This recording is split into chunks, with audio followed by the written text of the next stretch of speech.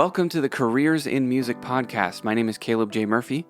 In this episode, we have Thor Fienberg, an Emmy-winning recording and mixing engineer who works mainly in the film and TV scoring world. Thor started out producing and songwriting under a publishing deal with producer John Shanks. He started his engineering career at Blake Neely's Cow on the Wall studio in 2016, and that's where he found a passion for engineering and mixing after working with top-tier engineers like Jason LaRocca, Greg Hayes, and Scott Michael Smith. Some of his credits include Masters of the Air, Minecraft Legends, Loki, and It Ends With Us. In this conversation, we talk about mixing, we talk about digital audio workstations, and we talk about how you can get started as an aspiring engineer. Let's get into it.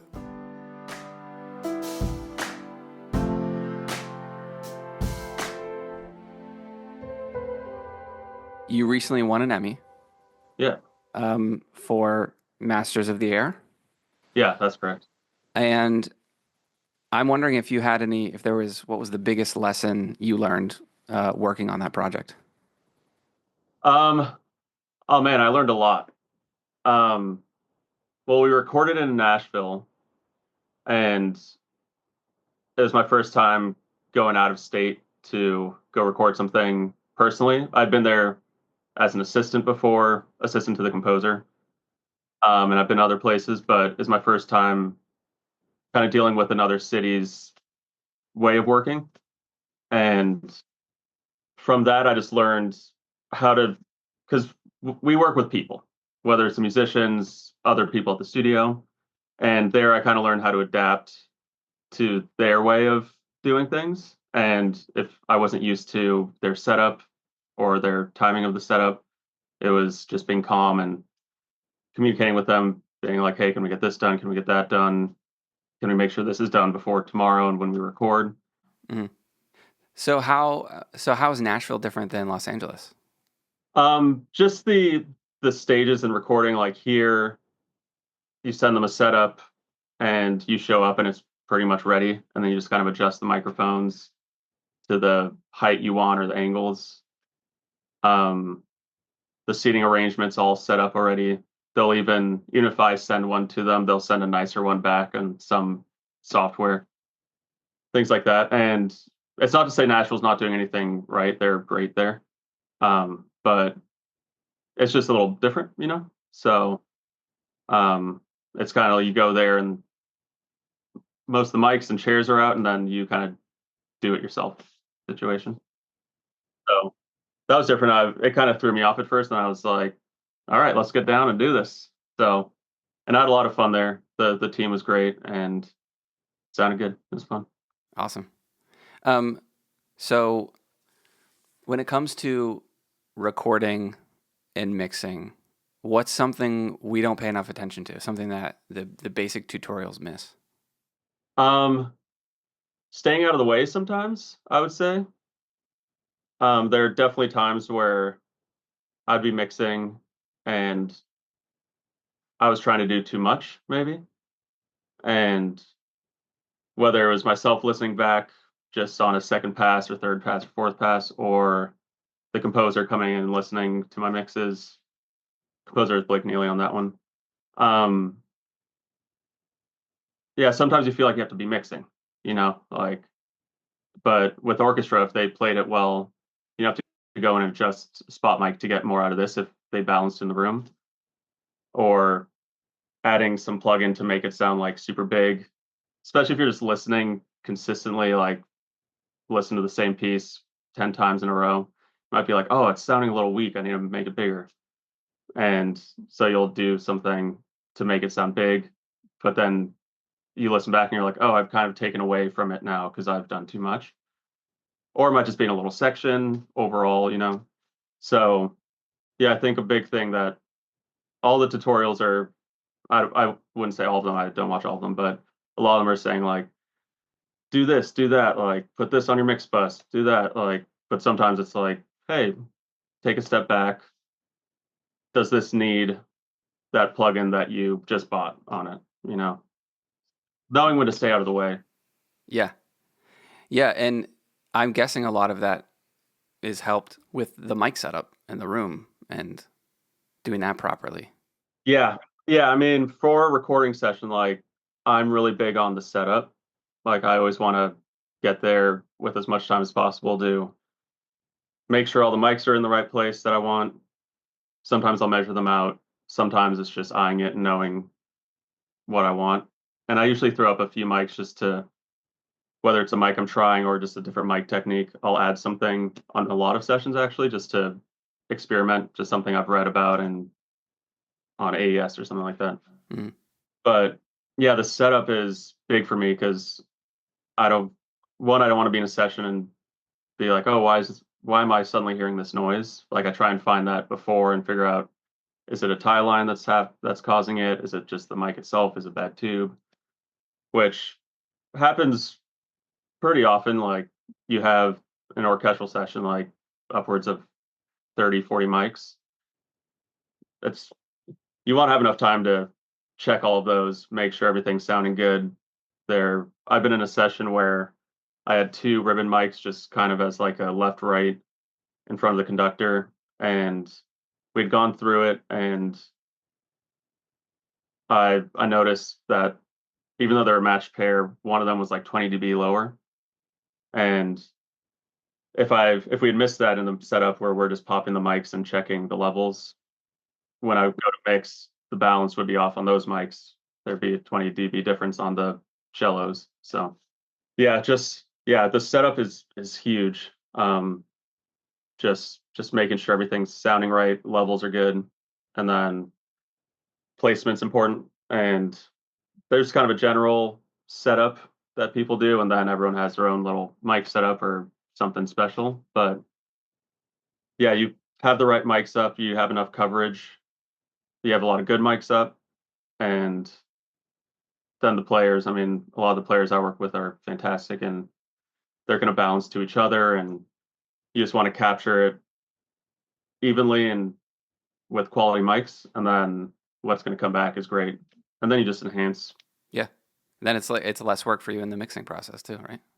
Yeah, absolutely. And I've learned from a lot of great engineers, and like one of them, I remember he'd say this often because he's just so dang good.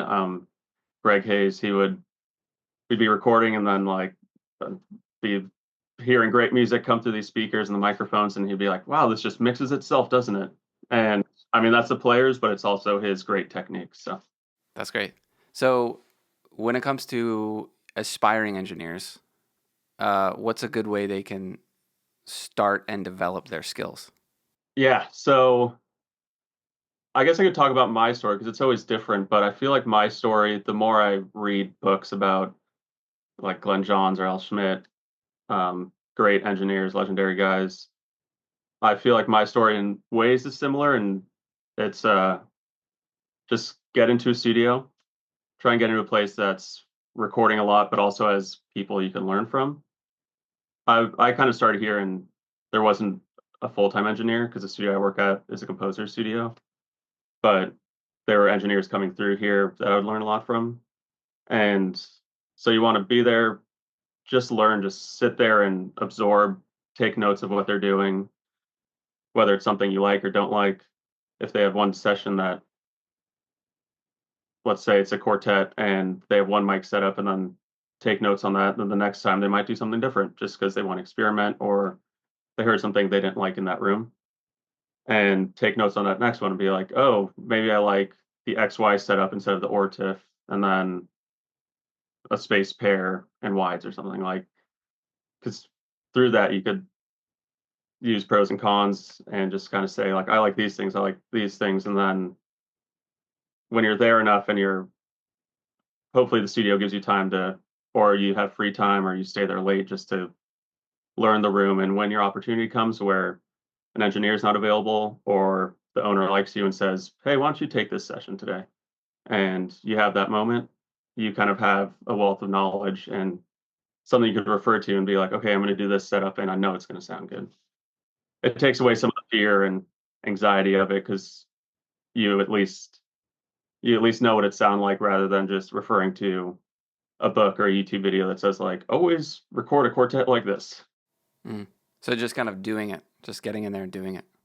Getting in there, doing it, learning, and then ask questions from engineers, preferably after the session.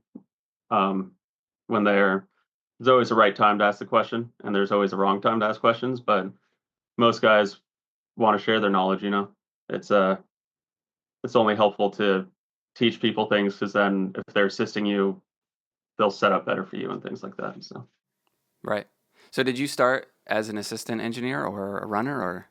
um my situation's slightly different. Um so I work at a studio that a composer owns, and so there's a bunch of composer suites, and then we have a stage, so like a good medium-sized recording room. And I was kind of just like a studio assistant, so I was doing tech stuff, fixing, kind of like organizing things, just finding things to do to make the studio better. And then when we have sessions, the engineers would come and I would do the setup. I would set up the console for them, set up a Pro Tools session, and then eventually I started to run Pro Tools. And I think that's a great job. It's I always say it's kind of the hot seat, and the whole session's fluidity depends on the Pro Tools operator.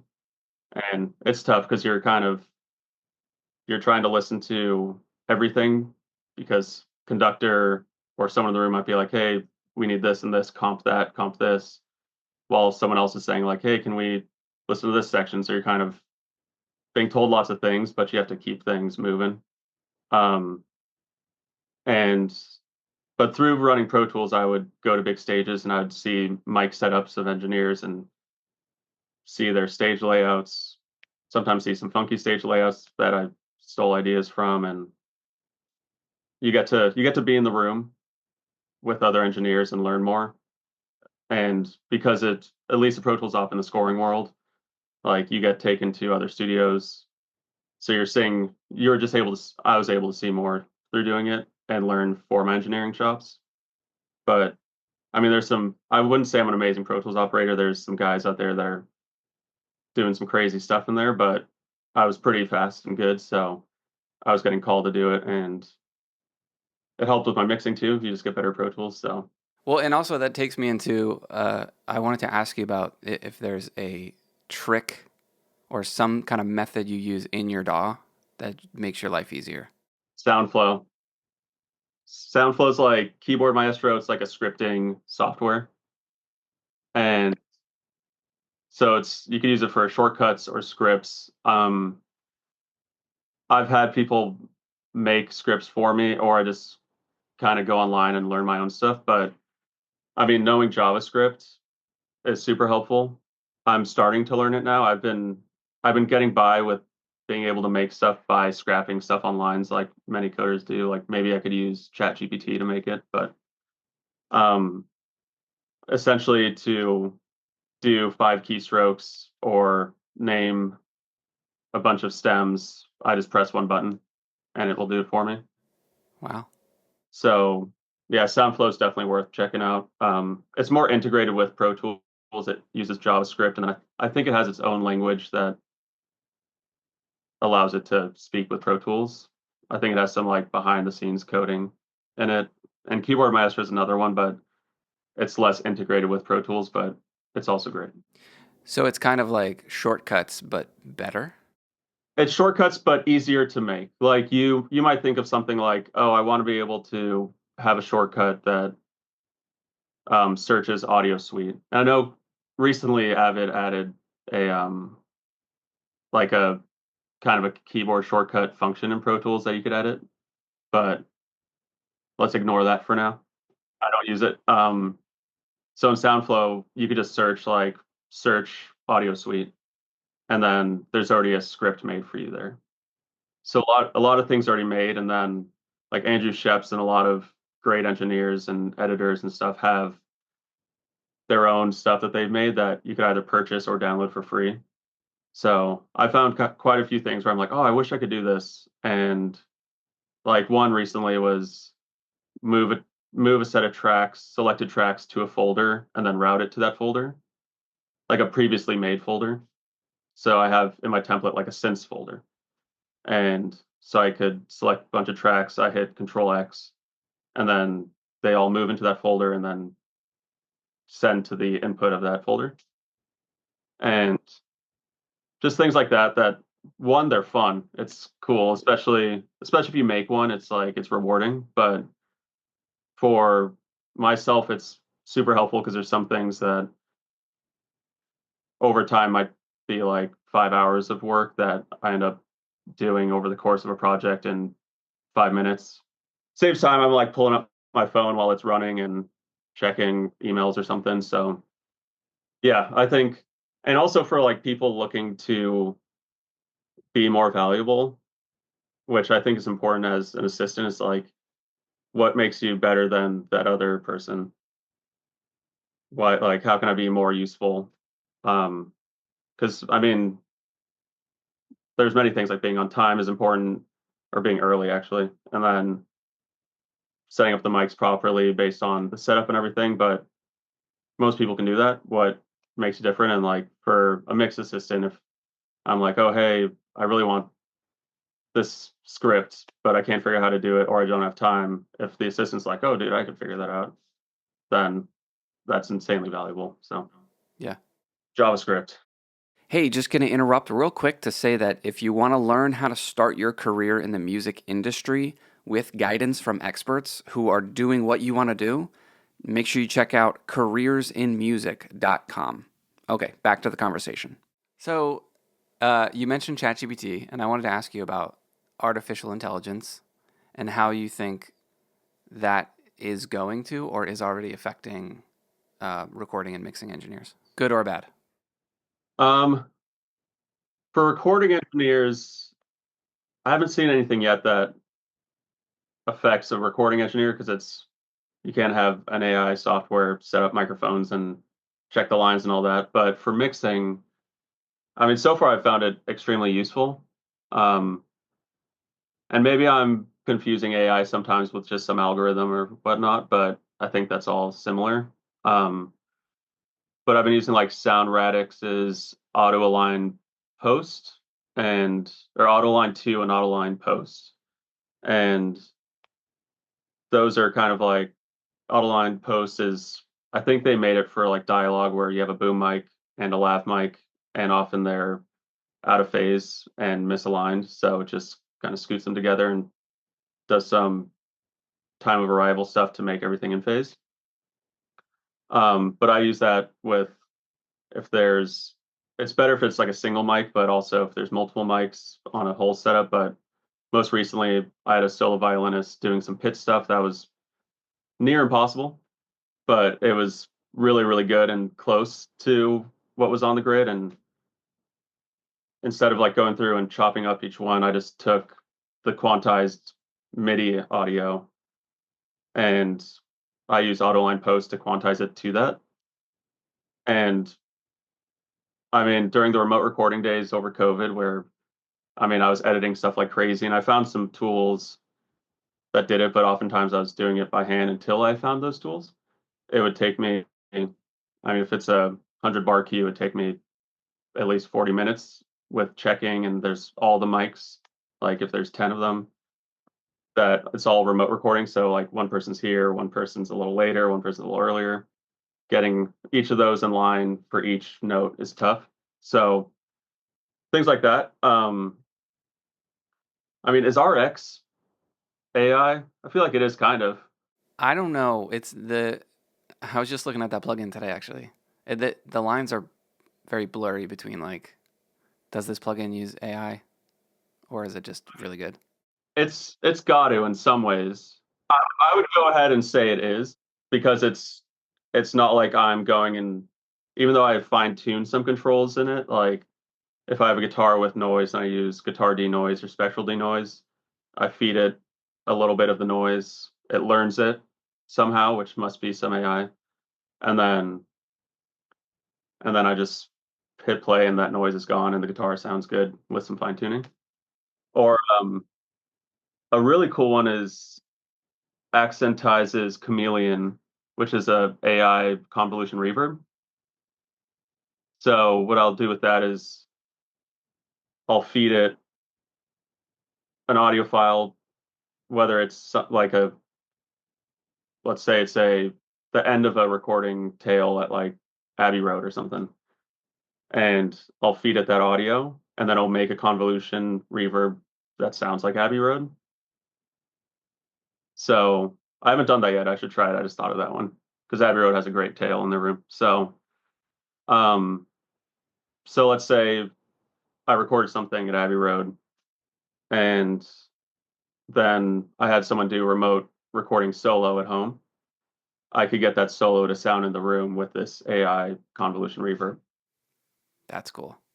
Yeah. So, I mean, for me, I haven't been affected anyway where someone's like, I'm just gonna have AI mix this, you know. But there's so many tools out there that I've found that are just extremely helpful, and whether it's sound or utility, just making my life better and my mix is better. So far it's a plus for me. The technology people can make these days is just bonkers sometimes. Yeah, I actually saw something recently that it's like a template setup. So you like show it a folder and then it somehow reads your template and assigns tracks to your folders or to your buses. And I'm pretty sure it's AI based and it pretty much does mix prep for you, which is super cool. I haven't tried it, I just saw a video of it. But and if an assistant's like, oh man, that's going to take my job, I would probably hire an assistant to do that for me and then double check it. So it could save them time to do other things or just do more thorough of a check rather than spending all the time loading in the files and assigning their outputs and stuff like that. Right. Which would almost make them more valuable too, because then they can do things in less time and then, yeah, like you said, do other things for you. Totally. Yeah. And just catch some errors because sometimes, especially with quick deadlines, it's kind of like get this prepped and send it over. But then I'm mixing it. I'm like, oh no, this stem has a bass and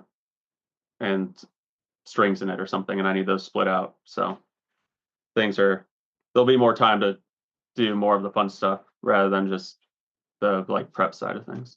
Right. Um, so, I mean, I have one more question for you, and I was wondering if you have an opinion on the whole best DAW argument. Any thoughts on that? Um, I mean, I mix in Pro Tools. I'll I'll give you my DAW history. Starting Reason 4 when I was in high school, and that's when I was making music. And I think that's the coolest DAW of all time. Just hitting tab and because you kind of have to patch everything yourself. Like if I wanted to sidechain something, I would have to hit tab and it show me the back of it's almost like a patch bay. And I'd have to patch like out of the synth into the compressor, all that stuff. It wasn't just like click, like it didn't have a key in or anything. It was like you had to manually patch it yourself. And it was just cool. It's almost like it looked like a studio and the hardware was all there. If you haven't seen that one, check it out. I don't know what future reasons look like, but I imagine they've modernized quite a bit and made things more simple. But it was cool, and there was no external VSTs or anything. It was only the synths that they had. So then I got Ableton, and the reason I got it was so I could load in like Massive and plugins like that, and then make sounds, then load them into Reason. I'd like trigger them with a sampler. But yeah, then I went to Ableton where I was writing and a little bit of Logic, and then I got to Pro Tools and I was starting to mix more. And I tried to do some mixes in Ableton, but especially for scoring, it's very hard to do that. Especially Pro Tools is just a standard in our world. So I think Pro Tools is the best, but I know Reaper has a lot of functions that I will have in Pro Tools in maybe 5 years. But I think it's great. It's the standard. I think people have issues with the company maybe, but I think they're making a good product. Every DAW has issues, every DAW crashes every once in a while, but it works great. Yeah. But if I were writing music, I always liked Ableton. I liked the look of it, the fluidity of it. Um, I think they're adding more functionality. Like if you're recording into it, you could do takes now. things like that. So there's I don't think anything's the best. Like what Justice made their first album in GarageBand, and it sounds killer and it's good. It's kind of like if you're recording a musician and they're bad, you're not gonna if you put up a good mic, it's not gonna sound good. It's whatever you make of it. As long as you understand it and know how to use it well, you're gonna make good music, you know? Yeah. Yeah. It's more the user, less the DAW, I would say. Right. But of course, other ones have some functionality that's better. Some have some built-in effects that are better, but at the end of the day, it is what you make of it. Yeah, that kind of seems to be the sort of like the main way most people I interview, most engineers kind of say. Pro Tools is kind of like the standard, but pick a DAW and learn it, and you'll be good. Yeah. Yeah. And I generally think if you maybe it's the kind of brain, or maybe it's just because I've been playing with DAWs since I was like 12 or 13. Like if you understand a DAW, you could open up any other DAW and like get a good understanding of how to use it. Maybe you won't know all the shortcuts and it will be a little bit of a be a little confusing at first, but or slower, less efficient. But like if someone told me like, hey, open up Cubase and like make me a template or something, because I understand routing and all that stuff, I could probably make a pretty decent template and work out of it. So yeah, I think if you generally understand like how things work, whether it's groups, buses, auxes, send, return, stuff like that, you could do a pretty decent job. And then also just keeping up to date with stuff. Like I don't know, I've just for fun, I like to go on like I don't want to plug another podcast, but like Production Expert, or is it Pro Tools Expert? I always forget, but that website that they have stuff for Logic and Pro Tools, and sometimes there's stuff it's like, here's the best way to do this, and I look at it, and I'm like, sometimes I'm like, oh, that's how I'm doing it, great, or sometimes I'm like, oh, I should do it that way now. So little tips and tricks, just always being curious, you know, especially with every update, there's always something new coming out, and if you keep up to date with it, you'll continue to be good at things. Because if you just say like, I know everything, like I just finished school, I know everything because I just got my diploma, and then you get into the real world and they're on the newer Logic or something, and it has this functionality that you have no idea what it is, but they're all using it, then I mean, learn it, then you're fine. But that's like just being open to learning new things and accepting that there's always a different way of doing things or a newer and better way to do things. Yeah, no, that's great advice. I'm glad you mentioned Reaper because that's what I use. What do you like about Reaper? It feels simple to me. I chose it years ago because I was like, it's only $60, so I'll start with that. And then I just learned it, and it just felt simple to me, and now I just know it.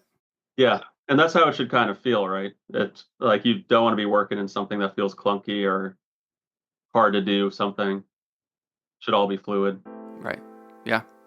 Well, dude, thanks for chatting with me. Yeah, of course. That's fun. All right, take care.